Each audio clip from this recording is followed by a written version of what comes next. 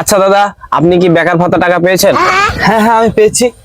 তা আপনার বেকার ভাতা টাকা পেয়ে আপনার কেমন লাগছে? হ্যাঁ হ্যাঁ খুব ভালো লাগছে, নিজেকে খুব গর্বিত বোধ মনে হচ্ছে। এই বেকার ভাতা টাকা পাওয়ার পিছনে সবথেকে গুরুত্ব কার বেশি?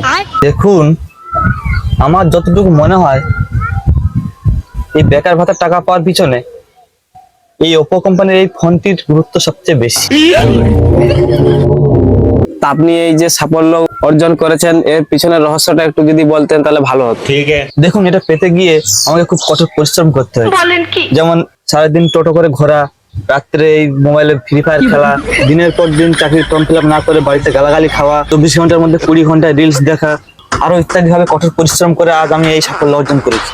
তাই ভবিষ্যৎ প্রজন্মকে বলবো, আপনারাও আমার মতো চলুন, আপনারা একদিন সফল হবেন।